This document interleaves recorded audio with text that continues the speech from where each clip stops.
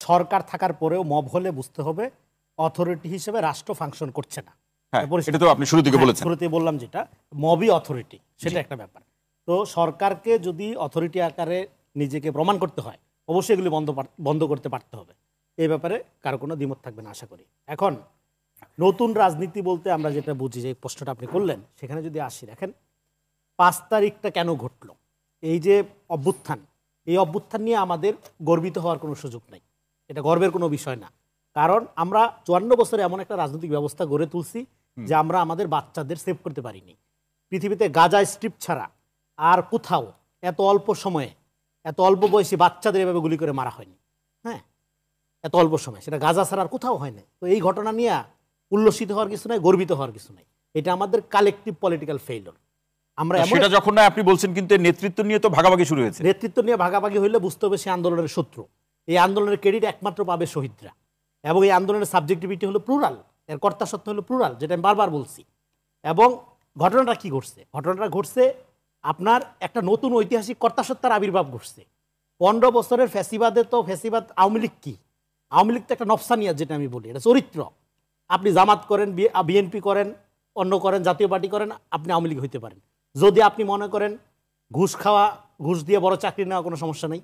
যদি আপনি মনে করেন ছলে বলে কৌশলে ক্ষমতা নেওয়া, কোনো সমস্যা নেই, আপনি আওয়ামী লীগের যেই দলই করেন।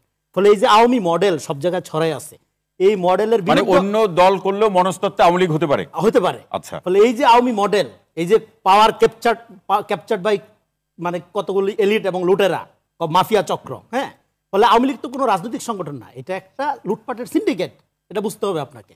এবং এই লুটপাটের সিন্ডিকেটকে এখন গণতন্ত্রে সবার অধিকার থাকতে হবে, হ্যাঁ, সব দল মত অংশগ্রহণ করবে, এই কথা বইলা পৃথিবীর কোন দেশের গণতান্ত্রিক উত্তরণে আফটার অভ্যুত্থান ফ্যাসিজমকে এক্সেপশন হিসেবে বিচার করা হয়? এই জায়গাতে একটা প্রশ্ন, আপনি এই যে জায়গাটা বললেন, এই জায়গাটি আমি অপেক্ষা করছিলাম যে এই জায়গাটি আলোচনা আসুক, এবং আমি প্রশ্নটি রাখতে চাই যে এখন বিএনপি সহ যে বড় এলডিপি সহ রাজনৈতিক দলগুলো যখন বর্তমান পরিস্থিতি নিয়ে আলোচনা হয়, তারাও কিন্তু আকার ইঙ্গিতে একটি দলের কথা বলে। শিক্ষার্থীদের পক্ষ থেকে যখন আলোচনা হয়, তারাও আকার ইঙ্গিতে একটি দলের কথা বলতে চায়। কোন দলের কথা কি বলতে চায় আপনি বুঝতে পারেন? আমি কোন দলের কথা বলতে চাই তার চেয়ে বড় কথা হলো আপনার আগে আওয়ামী লীগকে বুঝেন। আচ্ছা, বাংলাদেশে আপনার আওয়ামী মডেলের রাজনীতি আর চলবে না, আপনি যেই নামেই করেন। তারা তো নেই, বৈষম্য বিরোধী আওয়ামী লীগ নেই মানে কি? আমি আওয়ামী লীগ, সারা বাংলাদেশে আওয়ামী লীগ, আপনি বলেন আওয়ামী লীগ নেই। ভাই বললো না আমলাতন্ত্র ফাংশন করে না, এই যে বলছে 10 মিনিটে খালি করে দেবো, ওর প্রমোশন হচ্ছে, আপনি বলেন আওয়ামী লীগ নেই, হইলো নাকি? সব চোর চারদিকে আওয়ামী লীগ। আওয়ামী লীগ তো একটা নবস্থানিয়ত, একটা স্বভাব, একটা খাসিলত, একটা বৈশিষ্ট্য, এটা তো চরিত্রের মধ্যে ঢুকে গেছে, ফ্যাসিবাদের সামাজিকীকরণ হয়েছে। আওয়ামী লীগ নাই মানে কি? আওয়ামী লীগ থেকে বাইর করার মডেলটার জন্যই আমাদের ডিআওয়ামীকরণ লাগবে, বিআওয়ামীকরণ লাগবে। আপনি লম্বা সময় কলোনির মধ্যে থাকার পরে এই যে পোস্ট কলোনিয়ালিজম, নিউ কলোনিয়ালিজম মুভমেন্টের কথা আমরা শুনি না, কি হয়? কলোনির যে স্বভাব, বৈশিষ্ট্য, চরিত্র দ্বারা জনগোষ্ঠী কলুষিত হয়, সেটা দূর করার জন্য তখন পোস্ট কলোনিয়াল মুভমেন্ট শুরু হয়। তা আওয়ামী লীগ আপনার চরিত্র নষ্ট করে গেছে, তা আপনার পোস্ট আওয়ামী পিরিয়ডে আপনি সেক্ষেত্রে এটা করার ক্ষেত্রে নিজেদের মধ্যে একটা ঐক্য বা ঐক্যমত থাকা প্রয়োজন, সেটি কি তৈরি হবে? নিজেদের মধ্যে ঐক্যমতটা কোথায় নষ্ট হয়েছে আমি বলি। নিজেদের মধ্যে ঐক্যমত নষ্ট হয়েছে পার্টিকুলারলি একটা পয়েন্টে, সেটা হলো 24-এর কোনো রাজনীতি নাই, 24-এর আছে স্পিরিট। এই 24-কে একটা দল, একটা গ্রুপ রাজনৈতিক বন্দোবস্ত কায়েম হয়ে গিয়েছে ধরে নিয়ে তারা 24-কে 71-এর মুখোমুখি দাঁড় করানোর চেষ্টা করে। কারা তারা? নামটা বলেন ভাই। বড় বড় রাজনৈতিক দল যারা, হ্যাঁ, নাম বলা নিষেধ, নাম আমরা বলছি না, কারণ হলো সবার, আমি কেন নাম বলছি না এটা আমি ব্যাখ্যা করি। সেটা হলো একটা এনার্কি টাইম চলতেছে। এই এনার্কি টাইমে রাজনৈতিক দলগুলোর জন্য একটা চ্যালেঞ্জ কি জানেন? চ্যালেঞ্জ হইলো এই এনার্কি টাইমে সে যদি প্রপার রাজনীতি করতে না পারে তাহলে তার বিনাশ অনিবার্য। ফলে রাজনৈতিক দলগুলোর সামনে একটা সুবর্ণ সুযোগ, শুধু নাশে হবে না, পুরো বিনাশ এবং বিকাশ দুইটার সুযোগই আসছে। এখন আপনি কোনটা পয়সা নেবেন, হ্যাঁ, এইটা আপনার সিদ্ধান্ত, নাম বলার দরকার নেই, আপনি, কারণ কি নতুন রাজনৈতিক দল আসতেছে, তো ও যদি আওয়ামী স্বভাবের হয় ওর বিরুদ্ধে বলবো, তাহলে আপনার নাম তো ব্যাপার না। ব্যাপার হলে আমি দেখতেছি বাংলাদেশে সবই আওয়ামী মডেল।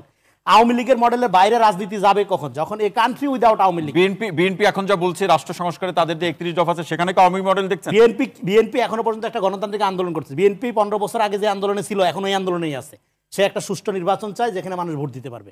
বিএনপির পজিশনে কোনো পরিবর্তন হয়নি, পজিশনের কোনো পরিবর্তন হয়নি, ঈশ্বরও কোনো পরিবর্তন হয়। বিএনপি যা চাইছিল এখন, এবং টক শোতে বিএনপিরও কোনো পরিবর্তন হয়নি।